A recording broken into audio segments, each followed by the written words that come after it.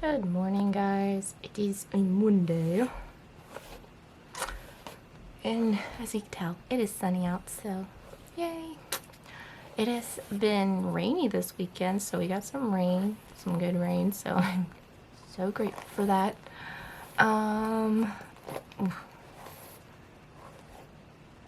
So a little catch up from last week. Good thing I've been writing things down, otherwise I would totally forget. So I went to I think the last time I filmed was last Monday. So Tuesday we worked, did 3 houses. Mom had a doctor's appointment. She had like an appointment every day this past week it seemed. Wednesday worked 4 homes. We came home late that day. Got haircuts, which took the longest. Had Dr. P that day as well. I got a haircut, which didn't take very long. It was Mom's, mainly because she had to get hair coloring done. Couldn't get Zachary in, so we're gonna get him this coming up Wednesday this week. So yeah, and then Thursday we had off. We had a doctor's appointment that went all the way to Frederick, which was pretty pointless because it's like, dude, you could have just Zoom called us. Could still got your money. We wouldn't have had to go to that place and made my poor mom, she hates going down there. It's chaotic and crazy and we get kind of lost. We do have a GPS thing, but nonetheless, so many twists and turns and roundabout things, and it's so annoying. It's crazy. But anyway, we managed to get there safely. It's just, poor mom, she was quiet the entire time. I was like, oh, she's nervous. I know when something's up when she's quiet. It's like, ooh, something ain't right when she's quiet. Anyway, so we got there home safely, and I actually got a surprise visit. Both Zach and I. Mom had invited my one sister, my half sister, that we haven't seen yet. We knew about her, but we haven't met her or anything. We knew what she looked like and all that jazz because I'm at least friends with her on social media. But nonetheless, we have not met her before, and so Mom invited her because she was coming up to her hometown, which is in West Virginia. So, and she lives in Nebraska now, so she and her mom had quite a bit of a long haul, but they made it safely and we got to meet them. Mom had asked me, I think it was last Sunday, because she mentioned it Sunday, what I felt about it, and I said, I don't know how to feel. I think I wasn't exactly nervous when I saw her, but it was definitely awkward. I think we both were like, oh yeah, this is great, this is reality, but we just like, oh wow, hi type situation, because we're complete strangers really, meeting like for the very first time. Yes, we've talked to each other in the past, but it's not like the same until you meet in person. So we talked, they stayed for 2 or 3 hours, got some pictures together, and then they're on their way. Also before we came home, we went to the grocery store. But yeah, we had a good visit. I think overall it was good.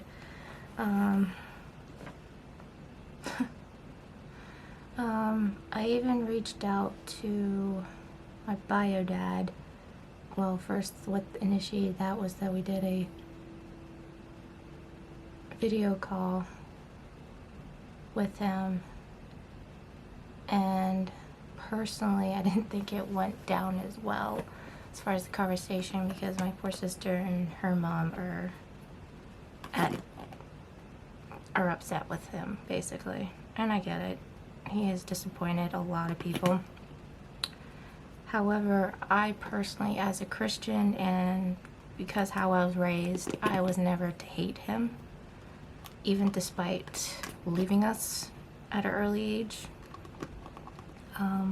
and not really interacting with us as much. But I learned to forgive him. Overall, I've learned to sincerely forgive the past. And I even told him that. I told him, like, hey, despite our past, I forgive you. Like, I generally care about your well-being. I do wish the best for him. I don't wish ill towards him. I really do love him and care about him. Do I agree with everything he does and says? No. Do I think we're gonna have a close relationship if I do plan on talking to him more often?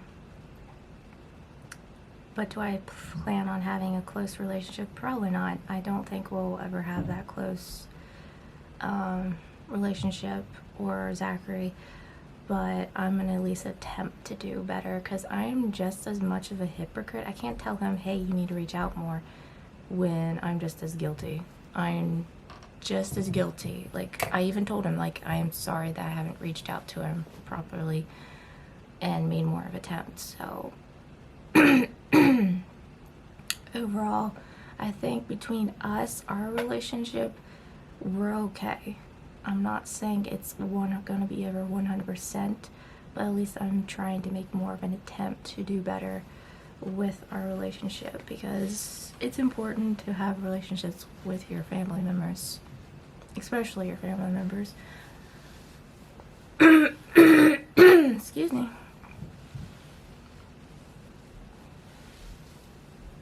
And I definitely want to be as the better, like, influencer, Christian, however you put it. I need to be the better person, because I know better and I need to do better.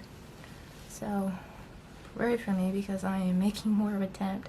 I'm not giving a set schedule. I'm just gonna be random whenever I reach out to him, and or my sister, because I need to reach out to her more too. So I'm gonna reach out to both of them. I have even a reminder on my mirror to say, hey, you need to reach out to them both.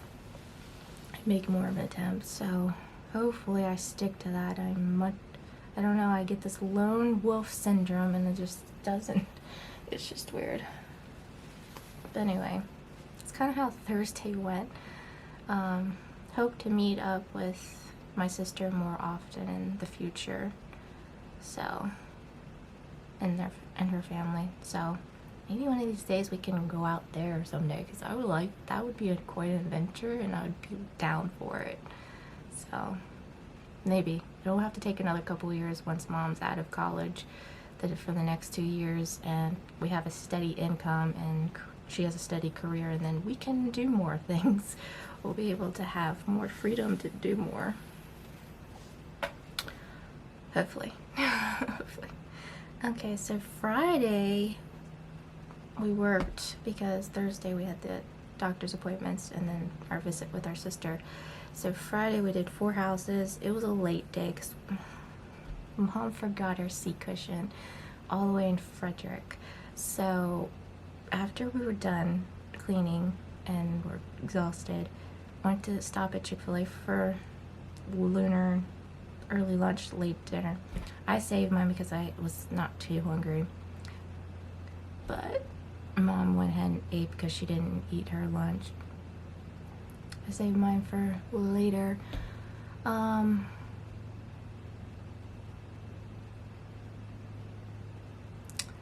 So yeah, that was a long trip, and all the way back to Charlestown to go retrieve that cushion, but they found it and it was put in a safe place and she got it.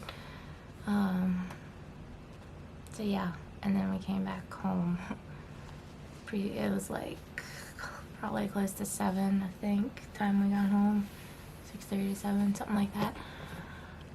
So that was Friday, and then Saturday we did some more painting. Vicky and Zach painted his furniture. Finally got it all out. It looks really nice. It's this like, how do I describe it? It's like a light to medium creamy gray. Excuse me, and it looks really good. And his nightstand and his wardrobe are the same, and it looks really nice. We still got a lot more painting to do in his room. Like the trim work needs all done. His headboard and footboard needs to be done. I think that'll be it after that. But yeah, that's gonna take a while. I did his doorknobs. Well, the not doorknobs. The knobs off the wardrobe and his nightstand and big old dresser. But anyway, they're supposed to be black is what we wanted to paint them. The paint, I didn't even realize I wasn't paying attention much. I was given spray paint that was actually a dark brown. I was like kind of paying attention to it, sort of. I was like, why does that look brown? But when it was dry, it kind of looked dark, so I didn't care. I was like, oh, no biggie. And then we found out it wasn't, and then we spray painted again several times black over top of it. Anyway, to say the least, it's funny because right before we found out it was not the right color, it was going to rain. So we heard it was getting dark, and we heard thunder. So we pulled the what is that thing? The tarp in with the knobs, Ricky and I, and then he started spray painting it black. But we managed to get it the way it looks, and it looks so good. They put the hardboard back on. I helped put Zachary's clothes and stuff because I am more of the organizer out of all he and I. So we worked on that. And yeah, it looks so much nicer, and that was pretty much. And then we had some things done around the house on Saturday as well. Sunday was church, of course. I had my annual church time with the Lord that evening. And here we are on Monday, which is chore day. If you're seeing my, oh, I forgot to mention why my bedding is the way it is, because I need to strip it and remake it. I haven't, that is overdosed. I need to deal with that. Laundry has got to be done. Vacuuming, dusting, not in that order, dusting and then vacuuming, and some other things. So I've got lots to do. I think I've pretty much updated you guys on everything. Oh yeah, and I colored my hair again. I don't know if you can really tell because my hair is kind of wet, but it is really blonde again. So my hair is completely the way I want it to, and it's more, the blonde's more vibrant than I was kind of shocked the way I saw it. I was like, oh, that's blonde, alright. I've never had it this bright blonde. I've always had, like, when I used to color, I had a box color, not the bleaching. I did this bleach. The bleach seems to bring out the blonde in it more, but I've never had this blonde before. I always had like this, like what you've seen it as, like that darker blonde, but this is like vibrant blonde. I was like, ooh, that's nice. So yes, I managed to get pretty much everything done so far. I mean, obviously today I got chores to do, so I got those things to deal with, but yeah, I think I've updated you guys on pretty much everything else. So yeah, I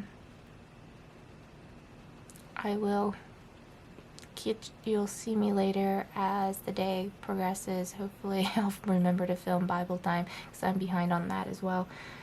So yeah, I'm gonna get myself going and you'll see me later. What up, guys? And it's that time of the vlog, Bible time. So let's get started. Dun, dun, dun, dun, dun, dun, dun, dun, dun, dun. Anyway, Deuteronomy chapter 5. It's titled 10 Commandments for the Covenant Community. So let's get started. Moses called on all the people of Israel together and said, "Listen carefully, Israel. Hear the decrees and regulations I am giving you today, so you may learn them and obey them. The Lord your God made a covenant with us at Mount Sinai. The Lord did not make this covenant with our ancestors, but with all of us who are alive today.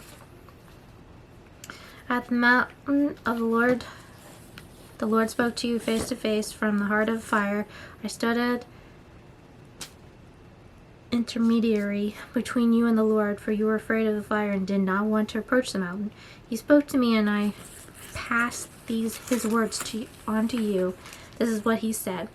I am the Lord your God, who rescued you from the land of Egypt, the place of your slavery. You must not have any other God before me. You must not make yourself an idol of any kind of image, or anything in the heavens, or on earth, or in the sea. You must not bow down to them or worship them, for I am the Lord your God. I am a jealous God who will not tolerate your affection for any other gods. That goes for anything. People, places, things, anywhere. They are not our gods. Only one true God is our true God. I lay these sins of the parents upon their children. The entire family is affected, even the children in the third and fourth generations of those who reject me. By a lavish, unfailing love for the 1,000 generations on those who love and obey my commands. You must not misuse the name of the Lord your God. That means when you curse or use the God's name in vain, that's a big no-no. Drives me insane when I hear people say using any of God's names as well. It's like, wow. It's like, for a second here, let's just say someone uses your name in vain. None of us would like it now, would we? No, we would not. So how do you think God feels? Shame, shame on us. The Lord will not let you go unpunished if you misuse his name. He will remember everything we say and do. Observe the Sabbath day by keeping it holy, as the Lord your God has commanded you. You have 6 days each week for your ordinary work, but on the seventh day is the Sabbath day of rest, dedicated to the Lord your God. On that day, no one in your household may do any work. This includes you, your sons and daughters, your male and female servants, your oxen and donkeys, and other livestock, and any foreigners living among you. Obviously, times have changed and things. God's not going to smoke you dead if you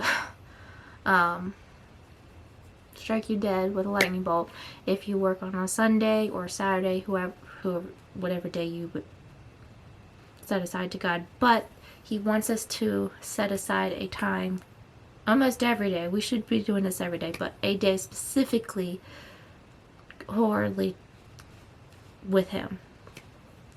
But doesn't mean you can't do work, because we should do things, take a shower, brush our teeth, stuff like that. He's not going to smoke us dead for certain things like that. Or if you have to work on a Sunday, at least some day of the week, dedicate, worshiping God, living for him. Every day should be that way, but well, you know what I'm saying. One day a week, we need to be focused on him wholeheartedly. Remember that you were all once slaves in Egypt, but the Lord your God brought you out with his strong hand and powerful arm. That is why the Lord your God has commanded you to rest on the Sabbath day. Honor your father and mother as the Lord your God commanded you. Then you will live a long, full life in the land your Lord your God has given you. You must not murder. Must not commit adultery.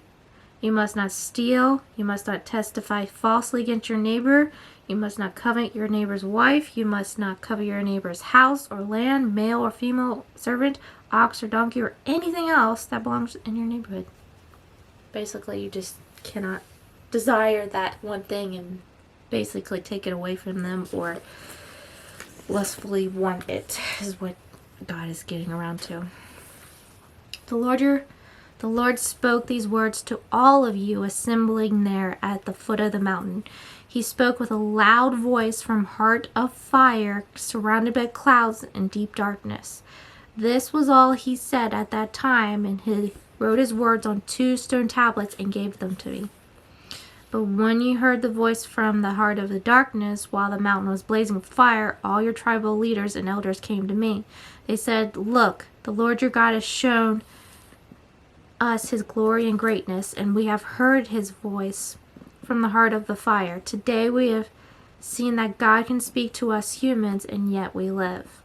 But now why should we risk death again? For if the Lord your God speaks to us again, he will certainly die and be consumed by the awesome fire." We will. "Can any living thing hear the voice of the living God from the heart of the fire as we did and yet survive? Go yourself and listen to what the Lord our God says. Then come and tell us everything he tells you, and we will listen and obey." The Lord heard the request you made to him, and he said, "I have heard what the people said to you, and they are right. Oh, that they would always have hearts like this, that they might fear me and obey all my commands. If they did, they and their descendants would prosper forever. Go and tell them, return to your tents, but you stand there with me, with me, so I can give you all my commands, decrees, and regulations. You must teach them to the people so they excuse me, and they can obey them in the land I am giving them as their possession." So Moses told the people, "You must be careful to obey all the commands of the Lord your God." Excuse me, following his instructions in every detail. Stay on the path that the Lord your God has commanded you to follow. Then you will live long and prosperous lives in the land you are about to enter and occupy. So that is chapter 5 of Deuteronomy. So now, we're in the devotion time, and then I'm pretty sure we're still in Jeremiah. Yes, we are. But chapter 32 this time.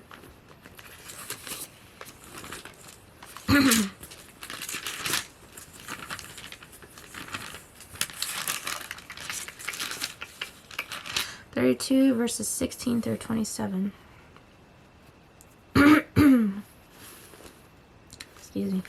I have got a scratchy throat. That's why I'm sounding the way I am. I don't know what's going on. My sinuses are crazy. Excuse me. Forgive me. Then after I had given the papers to Barak, I prayed to the Lord, "O sovereign Lord, you made the heaven and earth by your strong hand and powerful arm. Nothing is too hard for you. You show unfailing love to thousands, but you also bring the consequences of one generation's sin upon the next. You are the great and powerful God, the Lord of heaven's armies. You have all wisdom and do great and mighty miracles.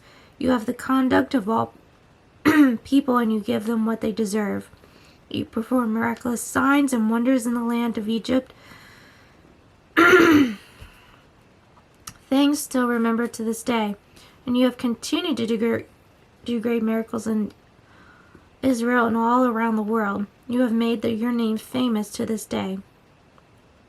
You brought Israel out of Egypt with mighty signs and wonders, with a strong hand and powerful arm, with overwhelming terror. You gave the people of Israel this land that you had promised their ancestors long before, a land flowing with milk and honey. Our ancestors came and conquered it and lived in it, but they refused to obey you or follow your word. They have not done anything you commanded. That is why you have sent this terrible disaster upon them. See how the siege ramps have been built against the city walls. Through war, famine, and disease, the city will be handed over to Babylonians, who will conquer it. Everything has happened just as you said, and yet, O sovereign Lord, you have told me to buy the field, paying good money for all it before these witnesses. Even through the city will soon be handed over to the Babylonians. This message came to Jeremiah from the Lord. I am the Lord your God for all the peoples of the world. Is anything too hard for me? Is it? In November of 1995, I would have been 3 years old, D. Sapp was diagnosed with colon cancer. Doctors gave her one year to live. She trusted the Lord through 53 chemotherapy treatments and the removal of half of her colon. Several months later, her doctor called with stunning news. Not only was she cancer-free, but x-rays showed she had a complete colon. God had replaced what doctors had removed. Oh, amen to that. I am the Lord, the God of all mankind. Is anything too hard for me? No, it's not. The Babylonians had already captured parts of Israel and were closing in on Jerusalem. The situation looked bleak, and Jeremiah knew worse days would come. Yet God speaks to him of a day when Judah would again be a nation at peace, reminding Jeremiah that nothing is too hard for God. Do you face challenges today? Yes. Maybe you're praying for God to save a parent or a brother or a sister or any family member or friend. Maybe someone close to you is battling cancer. I know some people that are battling cancer right now. You might be worried about life after high school or saving for college. I was, as far as how my life was after high school, but now I am not. Like D. Sapp or Jeremiah, your situation may look hopeless, but nothing is too hard for God. He controls your future, and you need not to fear the unknown. Will you trust Him? I have. What are some situations close to you that seem hopeless? What's some situations? Well, anything in life can seem hopeless at first. Like my life, for instance. I have no idea what the future holds, but I trust God that He's going to see me through. And yeah, I'm just going to trust Him. So I know He's in control, and I have nothing to fear. So how can Jeremiah 32:17, which is, I am the Lord your God of all mankind, is anything too hard for me, help you face these situations? Knowing that God's in control is all that I need to know. Period. Like, come on. Like, there's nothing to fear. God's in control, right? Amen and amen. Alright, guys, that is Bible time and devotion time. I hope you guys enjoyed. As always, keep on smiling. Stay positive as much as we can in this world, crazy world that we live in. And as always, I love you. God loves you. Jesus loves you. Everyone loves you. Well, I hope everyone loves you. And yeah, you'll see me next time in another vlog. Bye.